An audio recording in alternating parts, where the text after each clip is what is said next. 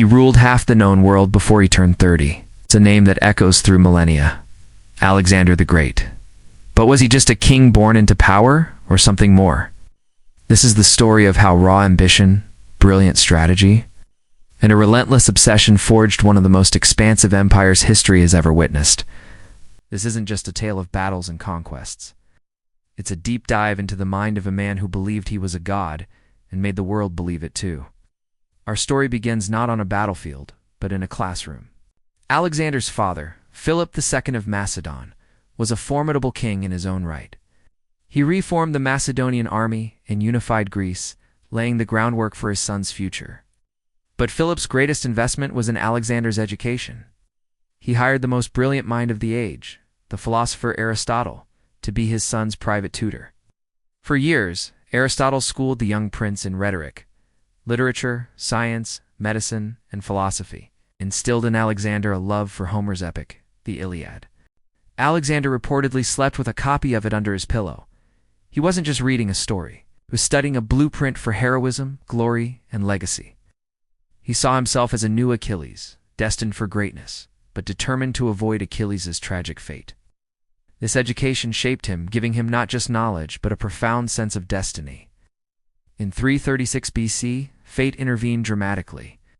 Philip II was assassinated, and at just 20 years old, Alexander ascended to the throne. His claim was immediately challenged. Cities in Greece, like Thebes, saw this as a chance to break free from Macedonian rule. They underestimated the young king. Alexander's response was swift and brutal. He marched his army south at incredible speed, covering hundreds of miles in a matter of weeks. When Thebes refused to surrender, he razed the city to the ground, sparing only the temples and the house of the poet Pindar. It was a terrifying message to the rest of Greece.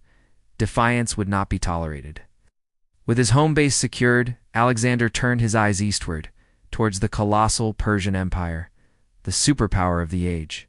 The Persian Empire, ruled by Darius III, was vast, wealthy, and seemed invincible. It stretched from Egypt to India. For Alexander to challenge it with his relatively small army of about 40,000 Macedonians and Greek allies was seen as pure madness. But Alexander possessed two secret weapons: the Macedonian phalanx, a military formation perfected by his father, and his own unparalleled tactical genius. The phalanx was an infantry block armed with incredibly long spears called sarissas. It was a nearly impenetrable wall of sharp points moving as one. The first major confrontation was the Battle of the Granicus River. In 334 BC, the Persians held the high ground on the opposite bank, a strong defensive position. Any conventional commander would have waited, but Alexander was anything but conventional. In a move of stunning audacity, he led the cavalry charge himself, plunging headfirst into the enemy ranks across the river.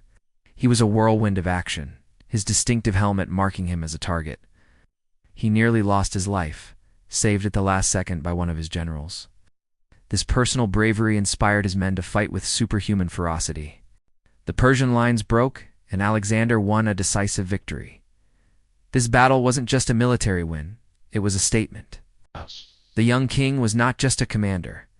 He was a warrior who led from the front. With this victory, the western part of the Persian Empire, modern-day Turkey, lay open. City after city fell to him. But then he faced a unique challenge at the coastal city of Tyre. Tyre was an island fortress, considered impregnable. Its high walls rose straight from the sea.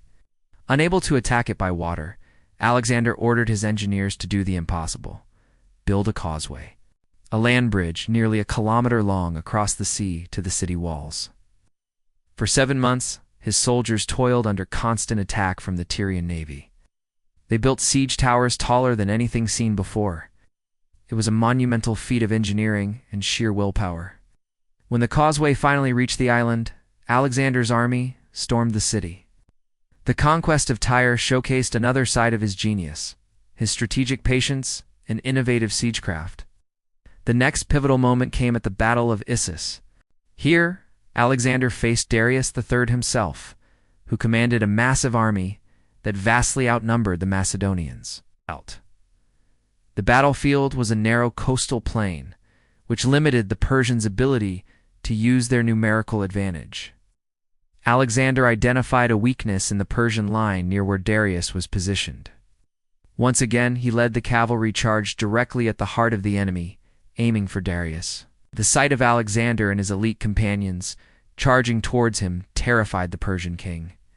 Darius fled the battlefield. Seeing their king escape, the Persian army's morale shattered, and what should have been a difficult battle turned into a rout. Alexander captured Darius's family, his mother, wife, and daughters, but treated them with respect and honor, a move that earned him admiration even among his enemies. After Issus, Alexander marched south into Egypt. The Egyptians, who had long resented Persian rule, welcomed him not as a conqueror, but as a liberator. Here, his ambition took on a divine dimension. He made a perilous journey into the desert to visit the Oracle of Siwa, a famous religious site. The priests there greeted him as the son of the god Amen, the Egyptian equivalent of Zeus. For Alexander, who already believed in his own epic destiny, this was confirmation. He was no longer just a king, he was a living god. To commemorate this, he founded a city at the mouth of the Nile, a city that would become a beacon of learning and culture for centuries. Alexandria. But the war wasn't over. Darius was still at large, gathering another, even larger army. The final showdown came in 331 BC at the Battle of Gaugamela on a wide-open plain in modern-day Iraq. Darius had chosen the ground carefully to favor his chariots in huge numbers. He had an army estimated to be as large as 250,000 men. Alexander, with fewer than 50,000, was once again the underdog. The night before the battle, his generals advised a surprise night attack. Alexander famously replied, "I will not steal my victory." He wanted to defeat Darius in a fair fight, to prove his superiority beyond any doubt. His battle plan at Gaugamela is still studied in military academies today. It was a masterpiece of strategy and deception. He angled his right flank forward, tempting the Persian cavalry to overextend. As the Persian line shifted to counter this, a gap opened near the center, right where Darius was. Just as at Issus, Alexander seized the moment, leading a decisive charge straight for the Persian king. And just as at Issus, Darius fled. The battle was won. The Persian Empire was effectively his. Soon after, Darius was assassinated by one of his own governors, leaving Alexander the undisputed king of Asia. He had achieved what no Greek had ever imagined possible. He was master of an empire stretching from Greece to the borders of India. But Alexander's ambition was limitless. He wasn't content. He wanted to reach the ends of the world and the great outer sea. He pushed his army further east, into lands Europeans had never seen, into modern-day Afghanistan and Pakistan. The terrain was brutal, the resistance fierce. His men, who had been marching and fighting for nearly a decade, were exhausted.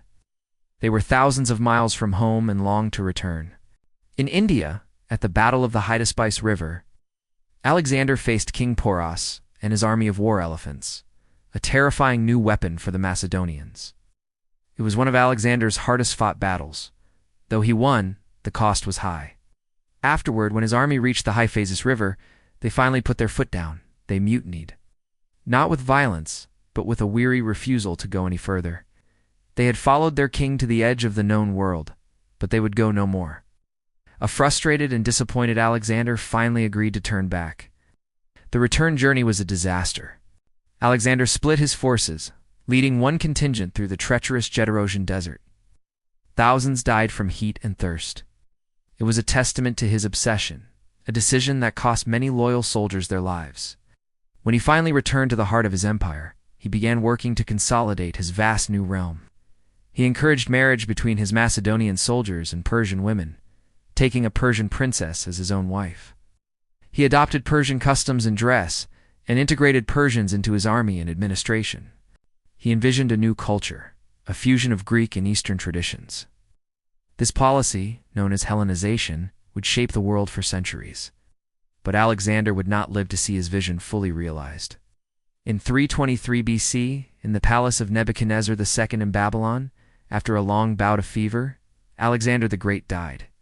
He was just 32 years old. His final words, when asked who should inherit his vast empire, were supposedly to the strongest.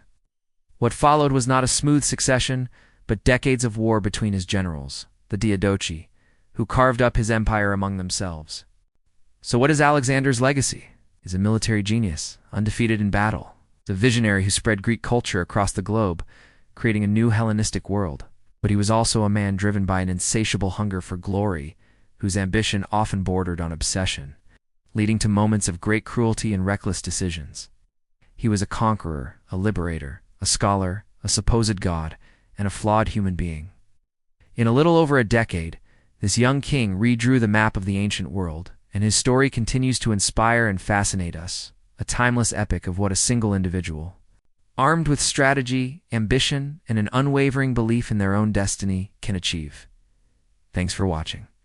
If you're fascinated by the titans of history, don't forget to like this video and subscribe to the channel for more deep dives into the lives that shaped our world. See you next time.